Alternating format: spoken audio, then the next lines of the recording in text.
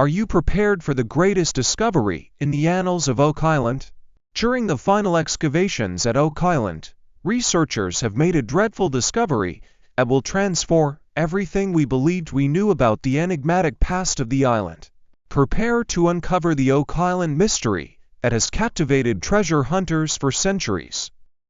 Let's immediately begin the video content system. Oak Island has been the site of numerous intriguing discoveries over the years, including fragments of ancient parchment, chunks of rusty iron, and even a stone with engravings. However, we now have some mind-blowing updates regarding the horrifying discovery made during excavation on Oak Island. Join us as we explore the mysteries of Oak Island and unearth the truth about this extraordinary discovery. As soon as the television program The Curse of Oak Island made a horrifying discovery at the bottom of the money pit, the situation rapidly deteriorated. The Oak Island personnel closely monitored the B4C shaft excavation in the money pit region. As the crew approached a depth of approximately 9 feet, they detected abundant traces of silver and gold. The team's astounding discovery sparked intense speculation that they may have discovered the approximate location of the mysterious money pit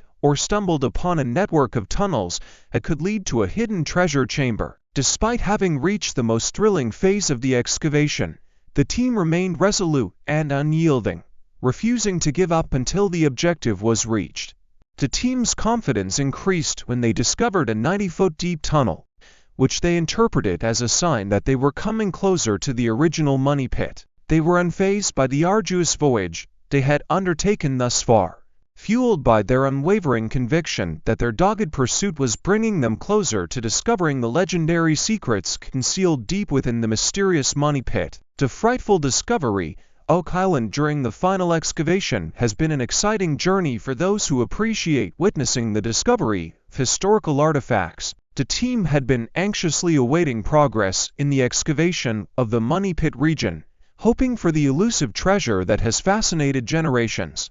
Every time they dug, they awaited the next scoop or grasp with bated breath, hoping it would be the breakthrough they had been seeking. As they dug deeper, the team discovered scattered fragments of wood that formed a crucial historical puzzle. Among the dispersed remains, they discovered a large and impressive iron object that appeared to be from a bygone era, perhaps as far back as the 1700s. This fortunate discovery provided a glimmer of optimism, indicating that they were moving closer to their ultimate objective, the legendary money pit. However, their journey to unveil the mysteries concealed beneath the surface of the earth took an unexpected turn at the approximate 130-foot depth of the B4C shaft. Just as they were gaining momentum, they were confronted with a shocking discovery: a formidable bedrock formation impeding their progress. This geological impediment sent shockwaves throughout the team, halting their progress and plunging them into a domain of uncertainty. The team's efforts uncovered evidence of a concealed treasure.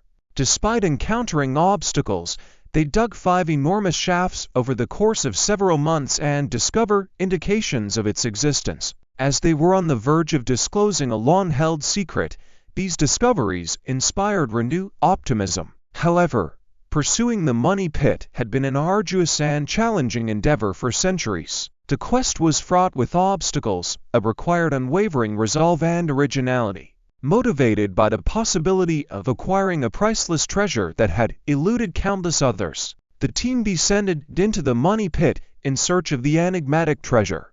The crew began a difficult mission with the knowledge that obstacles lay ahead. They actively sought out new technologies and strategies to surmount the obstacles. They pursued the treasure with great determination, expecting that their efforts would pay off. However, their journey was not solely motivated by prosperity. Oak Island's search for the money pit had a deeper significance. The exploration was motivated by a desire to uncover the mysterious mysteries that had captivated people for centuries. With each stage, the team delved deeper into Oak Island's complexities, driven by an insatiable desire to uncover its hidden truths. The team's unwavering dedication to resolving Oak Island's mysteries was demonstrated by their unflinching pursuit. Their unyielding determination and tenacity accentuated the noble pursuit of knowledge and discovery, resulting in an enduring tale that will forever be associated with human curiosity. Oak Island has been an enigma for centuries, attracting the team as they work to confirm the location of a flood tunnel and track it back to the money pit area, determining where the treasure may be buried deep below ground. They are looking for something that was built by human hands, and they find a board at the water level. Right now, the team is curious about who built this structure, researchers or original depositors. A board is found at the water level, and they are looking for something out of place in the area. They are searching for anything unusual, and there is something out of place in the current situation. They are also looking for something unusual and preparing to grab the board before they start digging. There is also a beam, which is not of uniform thickness, but is thicker in some places. Emma is going to be incredibly helpful in defining the decades with the different mixes. If the team can verify that this concrete was made in the 1960s, it would likely mean that it was created by the Ristall family and their efforts to locate the believed flood tunnel that feeds seawater into the money pit. The team finds a huge beam, which is evidence of work by human hands and could represent previously unknown work. It is exciting to think that something here might speak eloquently to what happened in the past. Later that afternoon, Maudie Legina joins them via video conference in the war room, where Craig Tester, Rick Legina, and other members of the team meet. The team is working to find a flood tunnel and its location in the money pit area with the hope of solving the mystery for all who have come before them. They are also looking for anything out of the ordinary in the area and are excited to see what they find. Archaeometallurgist Emma Culligan has recently discovered large pieces of concrete at Smith's Cove, which is a simple cement concrete composition. The concrete was scanned using an X-ray diffraction device XRD and found to have a Portlandite trace, which puts it in the group of Portland cement. Portlandite is the most common type of cement used in modern-day construction, often mixed with sand, gravel, and water. There are only 2 locations in Canada that have Portlandite: Quebec and British Columbia, and all aggregates in the sand are likely Nova Scotia-based. The Quebec location started hydraulic mining in the 1920s, and this is hydraulically mined cement. It is unlikely to be anything post-1900s because it lacks a modern concrete mix.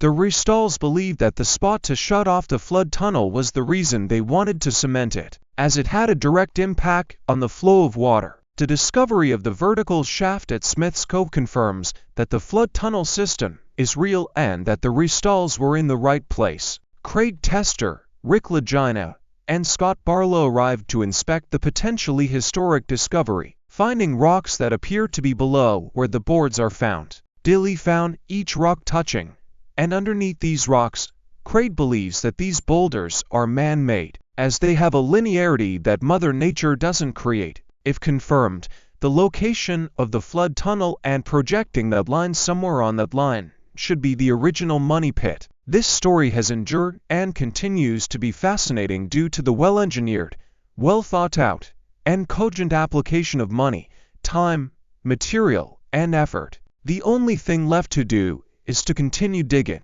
The other day, Peter Fernetti and metal detection expert Gary Drayton were searching through spoils from a mysterious rounded stone foundation on Loft 5. The team uncovered valuable 17th-century Venetian trade beads, a mortar-like material resembling what is observed on Oak Island. If this is a kill, it may resemble this type, and where they are currently excavating may be the primary chamber. Remember how, in one of the most recent episodes of The Curse of Oak Island, they made a hollow sound by striking a boulder at the bottom of a hole. They may still be required to reach the firebox area.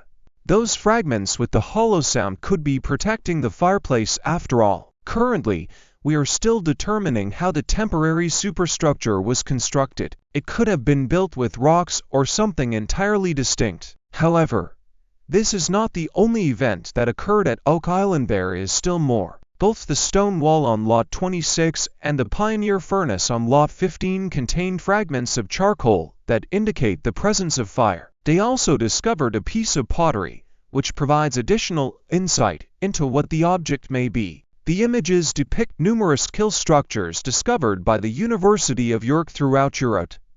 They date back to the Roman era, proving that this technology is not new. Immediately, focus on the kill on Lot 5. Observing its proximity to the water is intriguing. Regardless, let's dissect this and have some fun. First, visualize the mysterious setting in which we find ourselves. This location may be optimal for a covert operation. What if we told you a kill could be hidden there? A kill, indeed. Consider alternative applications for this kill before imagining a group of potters creating exquisite pottery. Our minds are racing, and we are thinking about pipelines. This excellent hypothesis proposes that Oak Island may contain a system of flood tunnels. What is this, then? This is supported by evidence such as the valve and the cavity beneath the trap. In this case, things are becoming increasingly intriguing. Perhaps intelligent infrastructure was used to construct the underground tunnels. They may have been developing a hydraulic system to control the flow of water. However implausible it may seem, let's experiment with it anyway. It is prudent to use pipelines instead of open tunnels. The island's rugged terrain was only marginally suitable for tunneling. If water were to flow through certain areas, they might erode or collapse. Why, then, not utilize pipes to maintain a constant flow without endangering a collapse? At this point, things become even more pleasurable. Let's investigate the origins of pottery, my companion. We are discussing a technique that has existed since Roman times. Clay pipes. Before these pipelines were formed around with structure, it was difficult to connect them seamlessly. They ingeniously employed the potter's wheel, which originated in ancient Sumer around 3500 BC. Incredible, right? Nevertheless, there's more. We should talk about glazing, the protective layer that prevents water from permeating clay and causing damage to ceramics. Roman glazing techniques are extraordinarily inventive. They utilize salt, lead, and tin invented later to create an impregnable complex covering.